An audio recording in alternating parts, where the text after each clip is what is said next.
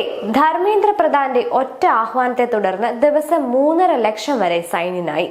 അരട്ടെ എന്ന തമിഴ് വാക്കിനർത്ഥം സോറ എന്നാണ്. ചില കാര്യങ്ങൾ ഇതുണ്ടാക്കിയ സോഹയുടെ ഉടമ ശ്രീധർ വേമ്പുവിൽ നിന്ന് പഠിക്കാനുണ്ട്. ഒന്ന്, നമ്മുടെ പൈതൃകത്തിലുള്ള വിശ്വാസം.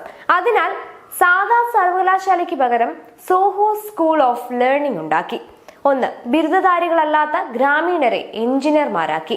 അവരിൽ നിന്ന് 20% പേരെ സോയിലെടുത്തു.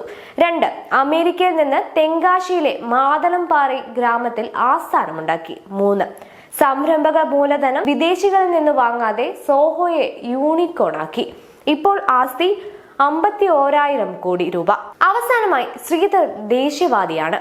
2018 ഒരു മാർക്കറ്റിംഗ് മാനേജർ പറഞ്ഞത് RSSനെ എതിർത്തപ്പോൾ തന്നെ ശ്രീധർ പുറത്താക്കിയെന്നാണ്.